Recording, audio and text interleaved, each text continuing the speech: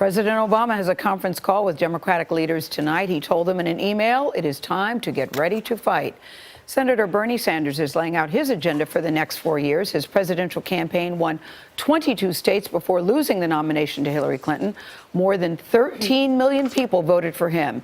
He writes about the campaign and what comes next in his new book. It's called Our Revolution, A Future to Believe in. Senator Sanders is back at the table, and we're glad to have you here, Senator. Good to be with you. We were just talking to your lovely wife, Jane, in the green room, and she says you, too, stayed up like a lot of people, very late to watch the returns. And it started out, as you know, Senator, a coronation for her. We heard words, it's a lock, it's a rout, it's going to be her night. By the end of the night, we all know it turned south very, very quickly, we could say, by the end of the day. Let's not forget, in the midst of that dismal night, she did end up winning more votes than Mr. Trump. Yeah, she did win the popular vote. But ultimately, what do you think went wrong? Today, she's blaming James Comey in the letters. This is what I think went wrong, is what Trump did very effectively is tap the angst and the anger and the hurt and the pain that millions of working class people are feeling. And what he said is, I, Donald Trump, I'm going to be a champion of the working class. That's the word he used. I know you're working longer hours for low wages. You're seeing your jobs go to China. You can't afford childcare, can't afford to send your kids to college. I, Donald Trump, alone, I can solve these problems.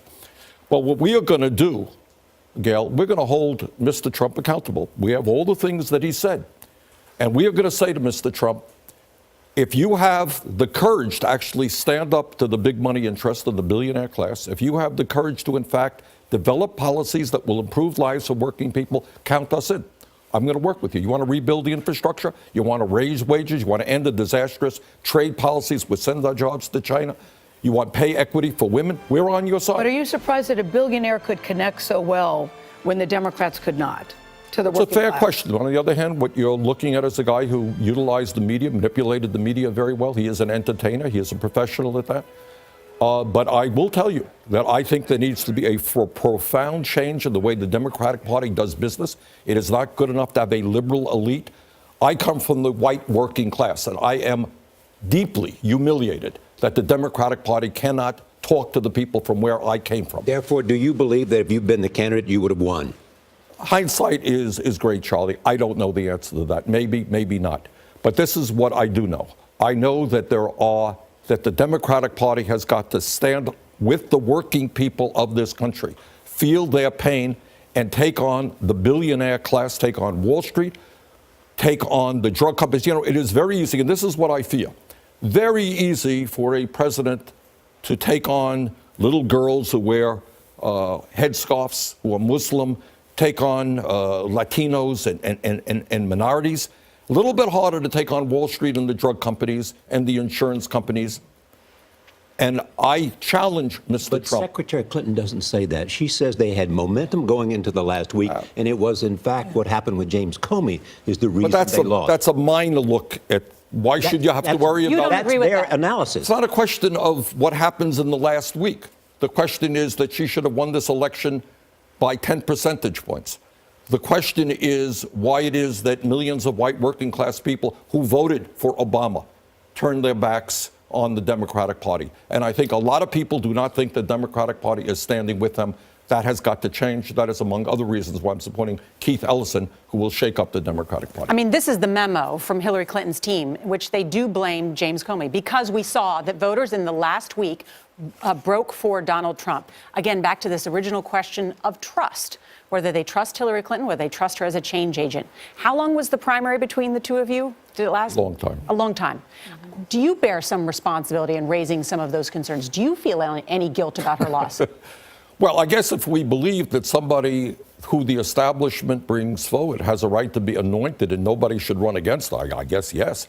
If we believe in democracy, we have a vigorous debate on the ideas. In fact, I think at the end of the day, by talking about income and wealth inequality, by talking about the need to make public colleges and universities tuition free, by talking about the fact that we are the only major country on earth not to guarantee health care to all people as a right, we ended up making her a stronger candidate. And she adopted your proposal. That's right. She adopted your proposal on colleges. Millennials supported you in droves in your campaign. They were part of the Obama coalition. They didn't turn out for Hillary Clinton. Why is that? Well, I think, first of all, I have to say, in my book, our revolution, I make this point. I ended the campaign more optimistic than I began. And I saw so many beautiful young people who are the least prejudiced generation in the history of this country, who want us to deal. Let me tell you something else. When we talk about Mr. Trump, media doesn't talk about this much. What this guy is talking about in terms of climate change should frighten not only the people in this country, but around the world. Because if the President of the United States does not believe that climate change is real, if he is not going to be aggressive in transforming our energy system, that's a lesson. That's a message that goes to the entire world. I worry very much about the future of this planet and what life is going to be like for your kids and your grandchildren. So we have got to rally the young people who will lead this effort to tell Mr. Trump, sorry, we want the planet that our kids and grandchildren will be living in. Are you to be encouraged to see habitable. that he seems to be open to other ideas? After meeting with the president, he said, I will maybe reconsider some of my He is, look, I mean, Obamacare." clearly, in 1,000 ways, his campaign was very unusual. It was very dominated by himself. He developed it. I would hope, this is nobody's fool, this is a smart guy. I would hope that he will reach out to the scientific community and say, tell me, what is going on with climate change? There's some people talking about changing the way we take care of elections, the way we count elections. Should the Electoral College be abolished? I'll tell you this, Charlie. I would hope that everybody in this country would think about not only the fact that Hillary Clinton ended up with more votes than Mr. Trump, but second of all, that essentially the campaign, and I ran around the country for Hillary Clinton, 15 states. State of Vermont's a Democratic state. Nobody paid attention to us. Wyoming is a Republican state. Nobody paid attention to Wyoming. I thought we were 50 states, and I think candidates should be campaigning in 50 states. So, yeah, I think this is something we should be thinking about. Have you spoken to Hillary We should Clinton? think about changing the Electoral College. I think we should. The answer is, I think a campaign for president should not be in 15 states in this country. Have you What will spoken you to do? Hillary Not yet, I Clinton? have not. I will. You have not? You have not spoken to her? What will you do in the United States Senate if they move forward on trying these mass deportations that Donald Trump said he supports on 60 Minutes? We will resist that. All right. It is, this country faces very serious problems. Middle class is shrinking. Too many people living in poverty. Kids can't afford to go to college. Climate change is there. We have to deal with those problems. We don't have to divide this country up by having one group picking on people because they're Latinos or Muslims or African Americans. That's not what this country is going to be about. And I will do everything in my power to see that we come together and not let Mr. Trump or anyone else divide us up. Will you Senator run again? Sanders, thank Will you run so again? much. A little bit early to be talking about that. Really? That's not a no. Okay. Thank you, Senator Sanders. Thank you.